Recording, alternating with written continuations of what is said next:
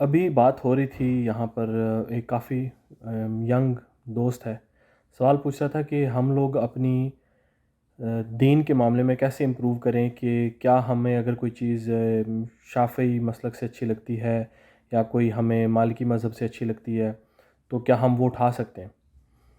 تو میں نے اسے کہا میں کوئی عالم تو نہیں ہوں، لیکن آبویسلی میں ایک تم سے عمر میں کافی بڑا ہوں اور تھوڑا سا میرا ایکسپیرینس ہے۔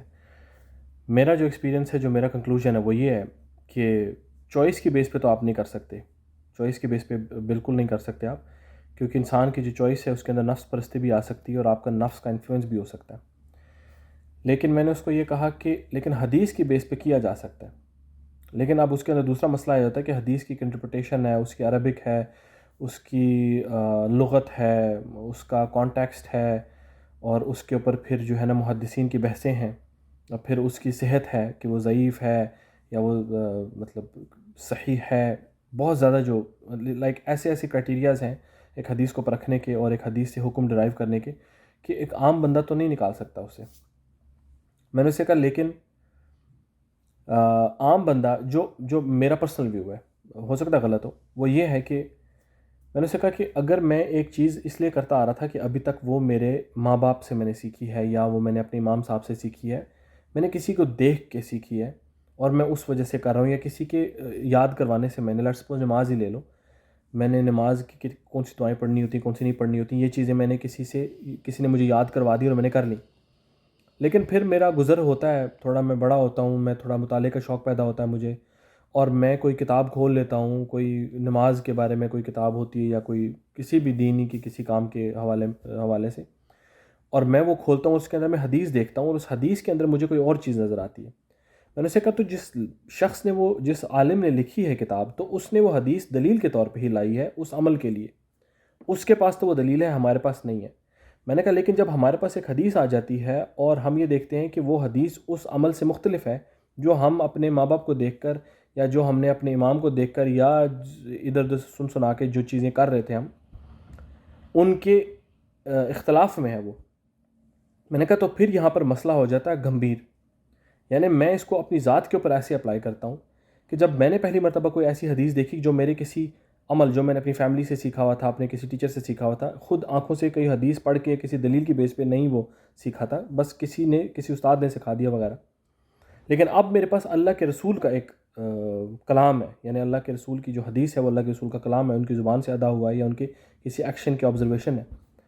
میں نے کہا میں اس کو کس طریقے سے ڈینائی کروں، میں اس کو ڈینائی نہیں کر سکتا، میں اس کو ریجیکٹ نہیں کر سکتا۔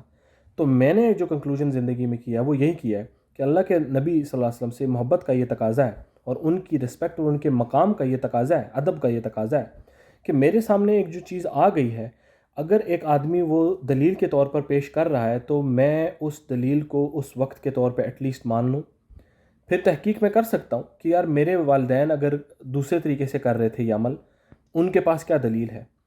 لیکن حدیث کو میں ریفیوٹ نہیں کر سکتا، کیونکہ پھر خدا نخواستہ اگر اللہ کے سامنے میرا یہ سوال ہو گیا کہ تمہارے سامنے میں نے اللہ کے رسول کا قول لایا تھا، لیکن تم نے اس کے اوپر اپنے گھر والوں کی پیروی، اپنے استاد کی پیروی، اس کو ترجیح دی، تو میں بڑا شرمندہ ہو جاؤں گا کہ میں نے اللہ کے نبی کی حدیث کو جو ہے نا وہ پریورٹی پہ نہیں رکھا، جبکہ ایمان اور محبت اور ادب کا تقاضا یہ ہے کہ اس کی پریورٹی ہو۔ میں نے اسے کہا کہ میرا یہ طریقہ کار رہا ہے آج تک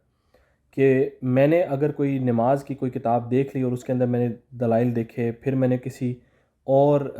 مذہب کی کوئی چیز، کوئی نماز ویسے بار بار میرے منہ سے نکل رہا ہے، کہنے کا مطلب کسی عمل سے متعلق میں نے پہلے کسی ایک مذہب یا کسی سنی سنائی چیزوں سے سیکھا ہوا تھا، پھر میں نے کسی مذہب میں اس کی حدیث دیکھی، تو میں حدیث کے آگے نہیں اکڑ دکھاتا، میں حدیث کے آگے اپنی عقل کو نہیں لا سکتا، میں وہاں پر مجبور ہو جاتا ہوں کہ یہ حدیث ہے، یہ اللہ کے رسول کا قول ہے، تو مجھے اس کے مطابق عمل کر لینا چاہیے۔ اس کے بعد ٹائم ملا تو ریسرچ بھی کر سکتے ہیں کہ ہاں بھئی میرے گھر والے جو عمل کرتے وہ کیوں کر رہے تھے، اور اس میں دیکھا جائے کہ اس میں کتنا دم ہے۔ لیکن وقتی طور کے اوپر میں ذاتی طور پہ سمجھتا ہوں اللہ کے نبی صلی اللہ علیہ وسلم کا یہ مقام ہے، یہ ان کا مرتبہ ہے، اور یہ ہمارے ایمان کا تقاضا ہے کہ ان کی حدیث کے آگے، ان کے قول کے آگے کھڑا نہ ہوا جائے، آئیں بائیں شائیں جو ہے نا چوں چرا نہ کی جائے، کیونکہ قرآن کے اندر یہ آیت بھی اسی طریقے سے موجود ہے کہ جب اللہ اس کا رسول کوئی فیصلہ کر دے تو چوں چرا کیے بغیر، دل میں اس کے جو ہے نا برا منائے بغیر ہی اس کو قبول کر لو۔ دوسری بات جو اس کے اندر بڑی ضروری ہے وہ یہ ہے کہ ایک حدیث ہے اللہ کے رسول صلی اللہ علیہ وسلم کی، میں نے ڈاکٹر اسرار کے ایک لیکچر کے اندر سنی تھی، پھر میں نے وہ پڑھی بھی ہے کہیں پر، مجھے یاد نہیں اس کا ریفرنس، لیکن حدیث کے الفاظ اس طریقے سے کہ ہر انسان سے اس کی کیپیسٹی، اس کی عقل کے حساب سے جو ہے نا حساب ہوگا. یعنی کہ ہر آدمی سے، اس کا مطلب یہ ہے کہ عالم والا حساب نہیں ہوگا، ڈپینڈز آن کہ آپ کی کیپیسٹی کتنی تھی، آپ کے پاس ریسورسز کتنے تھے، اللہ تعالیٰ نے آپ کو مواقع کس قسم کے دیے ہوئے تھے، انہی حساب سے آپ کا حساب بھی ہوگا، انہی کے اکارڈنگلی. تو میں نے کہا لیکن اس چیز کے اندر ہم اکثر یہ بات کر سکتے ہیں کہ یار میری تو اتنی سینس نہیں تھی، میں تو عالم نہیں تھا، لیکن پھر سوچنے والی بات ہے کہ قرآن کے اندر اللہ تعالیٰ نے یہ کہا ہوا ہے کہ میں نے تمہیں آنکھ، کان، ناک اور عقل اور دل، یہ آیت ہے باقاعدہ مینشن ہے کہ میں نے تمہیں یہ چیزیں دی تھیں تاکہ تم غور و فکر کرو، تو تم نے ان کا استعمال کیوں نہیں کیا؟ تو ان کے استعمال کا تقاضا یہ ہے کہ اگر میں نے ان کا استعمال کرتے ہوئے فزکس کی اور کیمسٹری کی اتنی بڑی بڑی کتابیں پڑھ لی ہیں، میں نے اتنے اچھے اچھے گریڈز لے لیے ہیں، اور میں نے اپنی ریسرچز کی، میں نے اپنے اسائنمنٹس کی، میں نے ٹیسٹ دیے، میں نے کوئزز کیے، میں نے کتنے کتنے سال لگا کر پڑھا، میں انجینئر بن گیا، میں ڈاکٹر بن گیا. اٹ مینس کہ میرے اندر یہ اسکل اللہ تعالیٰ نے موجود رکھا ہوا تھا کہ I could read this resources and میں انٹرپریٹ کر سکتا تھا چیزیں، میں ان کو یاد کر سکتا تھا، میں ان کو سمجھنے کی صلاحیت رکھتا تھا، اللہ نے مجھے اس قابل بنایا ہوا تھا. تو پھر حدیث کے بارے میں تھوڑا بہت غور کرنا، یا اپنے عمل کے اوپر تھوڑا بہت غور کرنا کہ میں جو عمل کر رہا ہوں وہ کیوں کر رہا ہوں، میں اگر کسی طریقے کے اوپر چل رہا ہوں تو آخر کیوں چل رہا ہوں. تو اس کے اوپر سوال تو پھر بنتا ہے. ہم یہ سوال تو کر نہیں سکتے کہ میں عالم نہیں تھا، تو اس کے آگے یہ خدا نخواستہ قیامت کے دن یہ سوال نہ ہو جائے کہ تم باقی چیزوں میں تو اپنی تمام تر میری دی ہوئی نعمتیں، عقل، آنکھیں، کان، ناک، ہر چیز استعمال کر کے ایک نتیجے پہ پہنچ چکے تھے، تو میرے دین کے معاملے میں تم نے یہ نتیجہ اختیار کیوں نہیں کیا؟ پہلی بات یہ. دوسری اس کے اندر ایک جو پوائنٹ ہے وہ یہ ہے کہ حدیث کا معاملہ اس قدر کرٹیکل ہے کہ مجھے یاد پڑتا ہے ایک زمانے میں ایک دفعہ چھوٹا سا واقعہ ہے میری زندگی کا کہ میری ایک لڑائی ہو گئی تھی ایک بندے کے ساتھ، اور کافی گرما گرمی ہو رہی تھی، اور انا کا مسئلہ بھی بیچ میں آ چکا تھا. تو اس نے ایک دم سے کیا کیا کہ حدیث میرے اوپر بول دی نا کہ اللہ کے رسول نے اس طریقے سے کہا تم یہ کر رہے ہو. تو اس وقت اب میری مطلب انا بڑی پیک کے اوپر تھی، اس وقت اپنی شکست کھانا یا تسلیم کرنا جو بڑی بےزتی کی بات تھی. لیکن جب اس نے حدیث بولی اور میں اس کے آگے کوئی جواب دینے لگا تو مجھے فوراً یہ خوف ایک دم آ گیا کہ یار اب جو میں اس کو جواب دوں گا تو وہ میں اس کو نہیں دے رہا بلکہ اللہ کے رسول کو دے رہا ہوں، کیونکہ اللہ کے رسول کا قول اس نے میرے سامنے رکھ دیا، اللہ کے رسول کی بات ہے